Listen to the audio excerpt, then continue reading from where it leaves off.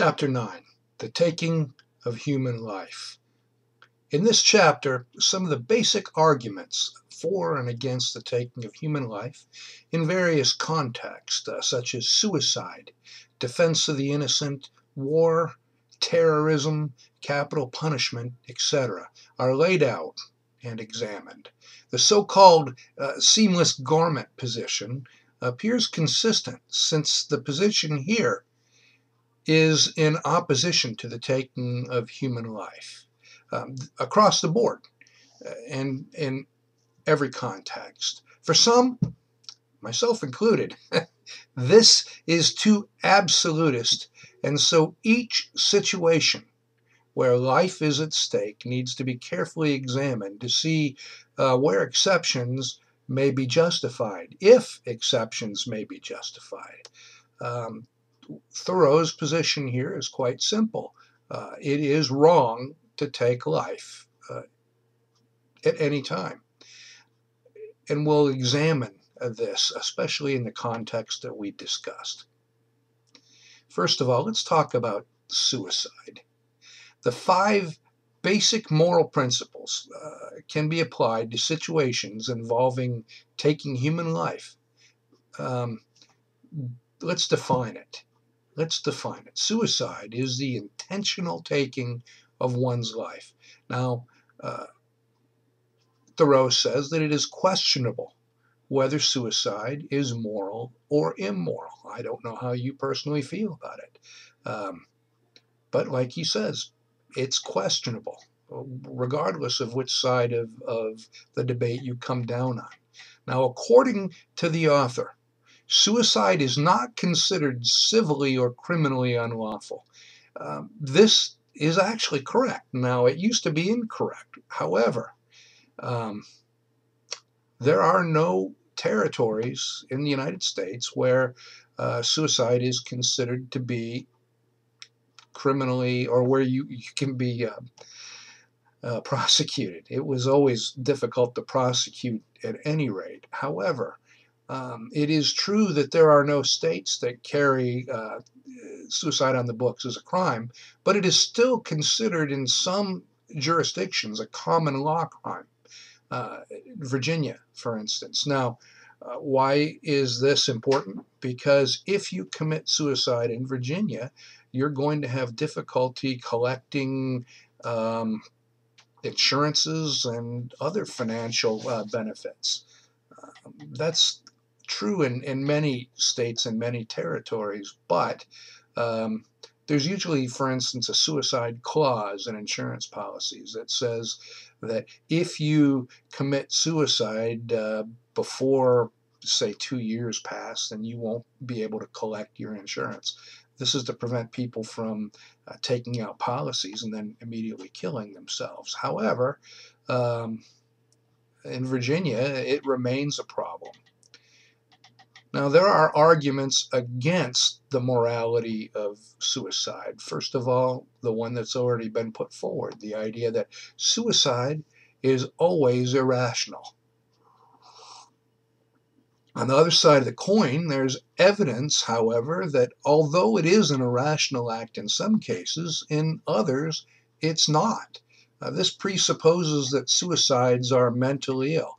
Now, if this is true, it follows then that suicide is indeed an irrational act. Irrational acts, logically, are considered to be immoral.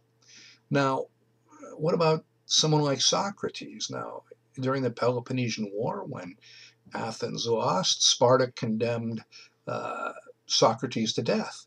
And they did this because they said he was corrupting the morals of the youth. He disagreed. Now, they did not want to kill him. They expected him to escape. They gave him every opportunity to escape, and he said no. He took his own life in protest. Is this immoral? Is this irrational? Is it suicide when a man throws himself on a grenade to save his platoon? Certainly, he knows that it's going to result in his death. Is that suicide? I don't know. You'll have to consider that. Now, the religious argument states that only God can create or end life. Now, this presupposes that God intervenes directly in human affairs as the prime cause of life and death. This means that human beings do not ultimately, or should not, make decisions and take responsibility for direct care of human life. And this opens a whole nother bag of worms. Some arguments against the religious argument would be that, well, this would apply only to members of a specific religion or denomination. And then it's theologically questionable. Uh, and it removes, as we just said, all human responsibility. Some more arguments against the morality of suicide. The domino argument. And we'll be using the domino argument all the time. What is the domino argument? Is it that Domino's pizza is better than Pizza Hut pizza? No, it's not the domino argument. The domino argument is pretty simple. It's the slippery slope argument that if we allow something in one instance, we've opened the door to allow it in other instances, and that is a problem. Now, the domino argument states that if suicide is allowed, then other forms of murder will follow. Now, that's presupposing that suicide is murder. This argument is certainly worthy of consideration. There is, however, no conclusive proof to support it. Now, if one allows human life to be taken in some cases, then again, you're opening the door for its being taken in other instances. The justice argument questions whether suicide is fair to survivors of the victim. Do those who survive the victim of suicide pay an unjust penalty? Now, this isn't talking about people who try to kill themselves and fail. This is talking about the families of a suicide. And it seems like whenever somebody does take their life, they take it at the most inopportune time. For instance, Christmas. And this really destroys the holiday for the kids for the rest of their life. Not to mention, if someone takes their life, there is a certain stigma attached to that act that attaches to the family as well. Whether it's fair or not, it doesn't matter. The fact of the matter is that it does attach to them. Now, some arguments for the morality of suicide. First of all, a person has rights to his or her own body and his or her own life. A person should have the freedom to make decisions concerning his or her own body and life. And then it's entirely up to the individual human being to decide whether his life is worth living or her life. Does anyone have absolute rights over body and life? You know, only the individual knows if life is worth living. However, one doesn't have absolute rights over life and freedom if those rights curtail others' rights to life and freedom, etc. Now, we're talking about killing now, not suicide, but killing. Now, many will quote the Bible, "Thou shalt not kill." I'm here to tell you that that is not a good translation. And most modern translations have changed it. I mean, have not changed it, but have corrected it to read, "Thou shalt not murder." There's a huge philosophical difference between killing and murder. So now we're going to talk about defense of the innocent. Now, it is questionable whether killing someone in defense of the innocent, oneself included, is moral or immoral. This is where I would tend to differ a little bit with Dr. Thoreau. I don't believe that it is immoral to kill. Now, the idea that it is always wrong to take life, even if it's necessary, that I can go along with, but is it questionable whether killing someone in defense of the innocent is moral or immoral? In the military, they have something in law enforcement called the use of deadly force. And deadly force is that force which a person knows or should know could cause death or serious bodily harm to someone else. And one of the uses that it is allowed under is to save your life or the life of another. Now, one main argument against the morality of such an act is that taking of human life is always wrong, the value of life principle. Now, this argument doesn't recognize the complexities of human existence or that some humans are capable of violating all moral principles. But there are many groups that believe that the taking, I mean, they're pacifist and they live all over the United States, all over the world, and they live by this. And so I respect their right to live like this, but for me, it's difficult to consider.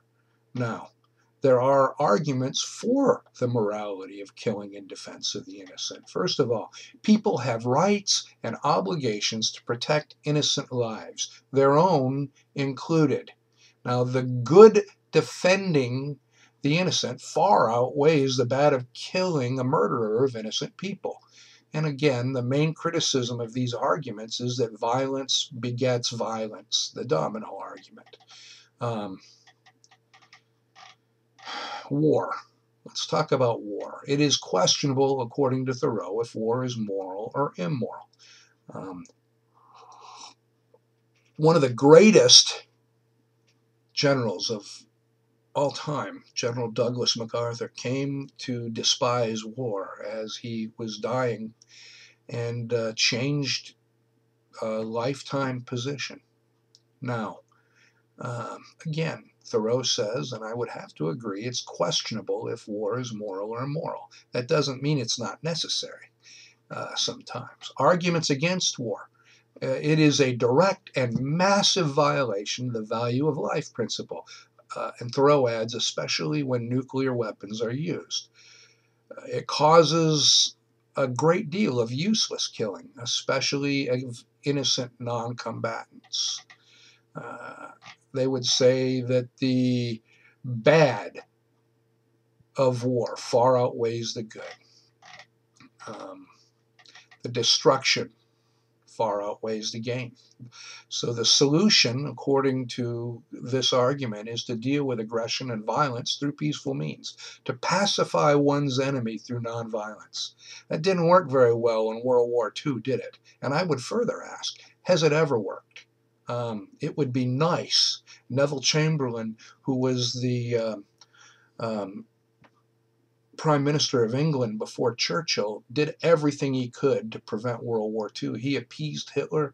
He caused, well, he didn't cause, Hitler caused, but he didn't do anything to stop it when it could have been done because he wanted world peace. The problem is that world peace came at a price. First to Austria, then to the Sudetenland, then to parts of the Loire Valley, then ultimately to Poland and Czechoslovakia. And again, has it ever worked? It would be really nice, but war. There are arguments for the morality of war. And again, these are not mine. These are right out of the textbook. First of all, war is the best controller of overpopulation. Oh my goodness. It is the mother of invention, according to the text. Now, these are not Thoreau's ideas. These are old ideas stated in defense of the idea of war. And does war control overpopulation? Well, for a short time, maybe. As far as the mother of invention, it's true. Many things have been invented because of war. For instance, plastics, aspirin, all kinds of things came out. The machine gun, although I would argue, would a machine gun be necessary if it wasn't for war? It is a great unifying factor and economic boon for individual nations. This doesn't talk about a protracted war. This is talking about in the short term, and it's true. It does boost the economy. It puts everyone back to work. It is a unifier. I remember after 9/11, everybody was running around driving with flags flying from their vehicles, and it brought the country together. It kind of annoyed me at the time. Because I was thinking, instead of driving looking like you're driving some kind of an embassy staff car, if you're so patriotic, simply go enlist, go serve your country. Don't wave the. But at any rate, that was just my feelings at the time. Of course, I had retired from the military simply months before that occurred. Um, and then the last argument: war sometimes is a necessary evil. The morality of a just war does exist. Now, Thoreau asks, can these arguments support nuclear war? And he answers no. I ask you to consider this. When my youngest daughter, was in school, they were teaching her that dropping the atomic bomb on Japan was unnecessary and morally reprehensible. When I grew up, we didn't see things that way. We didn't see things the same way at all. We believed that it saved American lives and that ultimately it saved Japanese lives. You can believe that, not believe that, but I don't think that you can simply say no.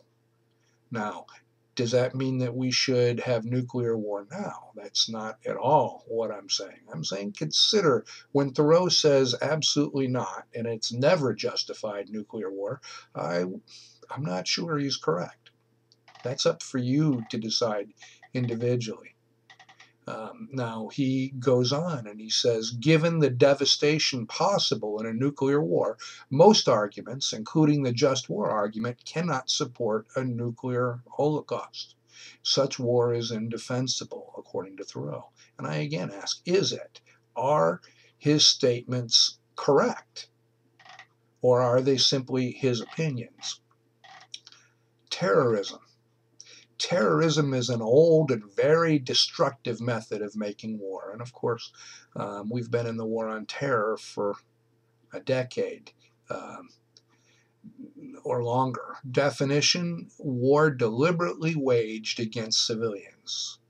One of the most difficult aspects of terrorism is the injury and death of hundreds, thousands of innocent people and the destruction of property.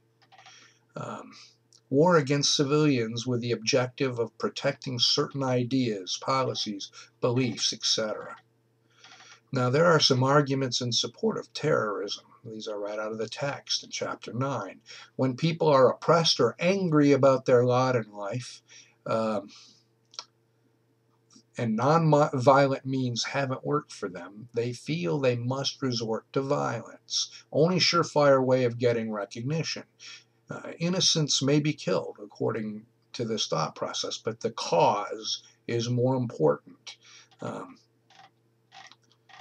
Arguments against terrorism, excessive violence, especially when it involves the loss or mutilation of the lives of the innocent people, cannot be condoned. Terrorism does not fall under any definition of a morally just war. And then, of course, there's the domino argument. Terrorism leads to more terrorism from the other side. Now, they've added a section that didn't used to be in the text. The semantics of terrorism and double standards. The semantics of terrorism and public discourse reveal two double standards, an us versus them mentality. Well, what is war if not an us versus them mentality? A framework that condemns the actions of non-state actors, but also condones similar acts committed by agents of the state, especially one's own state.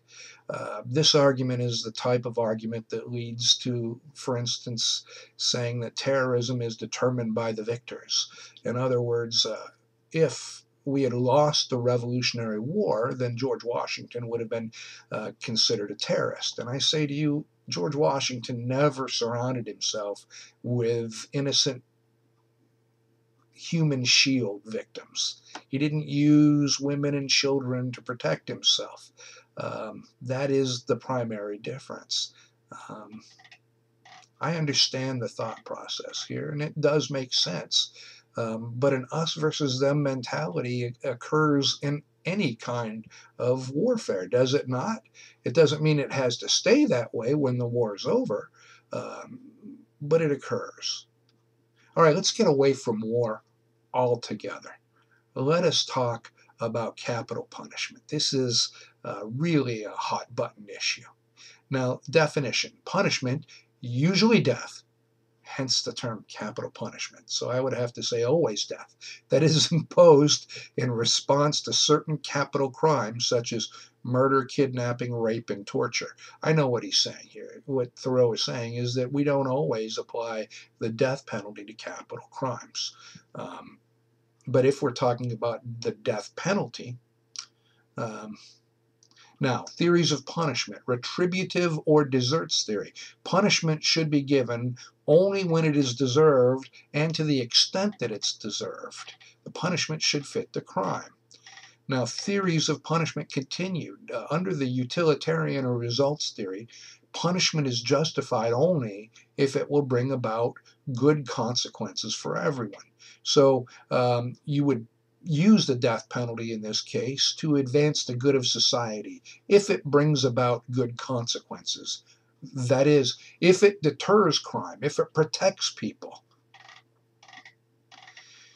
Restitution or compensation theory. Punishment is justified only if it will bring about good consequences for everyone.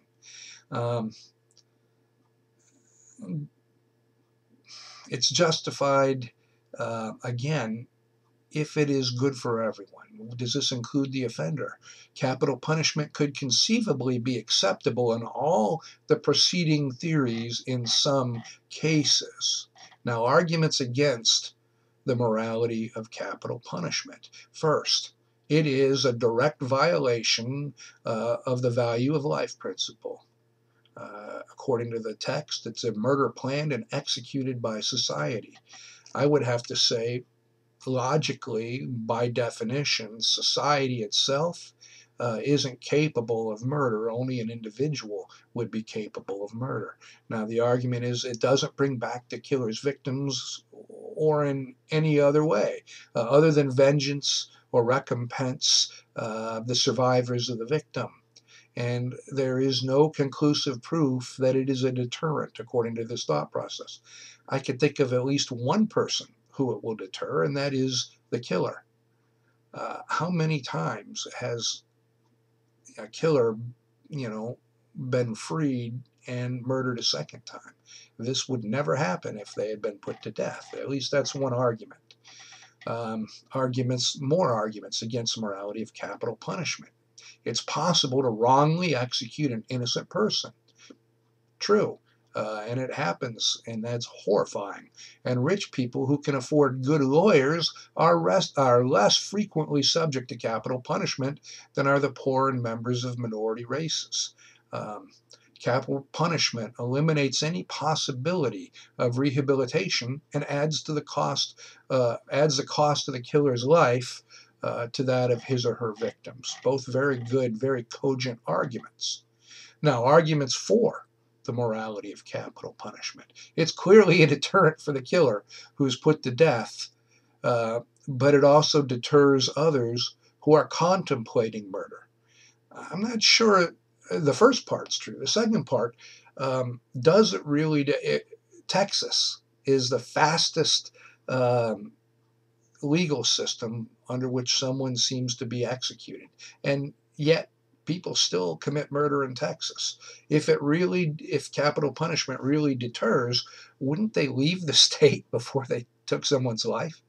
Then the argument: it's less costly than the imprisonment. Critics question this, and they should question this. Statistically, it's actually more expensive to put someone to death than it is to keep them in prison because of all of the legal expense that draws out from the appeals. But this argument says that it's less costly, and there's no reason to make the innocent, hardworking taxpayers pay for the upkeep of a guilty killer. It puts teeth, real teeth, into laws. It gives them force and sanctions, and it encourages obedience. A person who is killed, at least according to this thought process, has forfeited his or her right to be treated ethically. Therefore, taking such a person's life, is not immoral. Now, this presupposes that capital punishment is unethical. And then the argument says that rehabilitation often is infeasible, if not impossible, especially when one is dealing with serial and mutilating killers. It's only fair that killers should pay with their own lives for having taken the lives of others. Now, we have gone through this very quickly. We have looked at both sides of the argument of capital punishment. We've looked at war quickly. We've looked at the taking of human life in general. Um, there's a lot to think about. Read the chapter carefully. Um, Come to your own conclusions. Don't take mine. Don't take Dr. Thoreau's. Don't take anyone's without carefully considering exactly what you personally believe. Have a great day, and I'll start getting chapter 10 ready to record.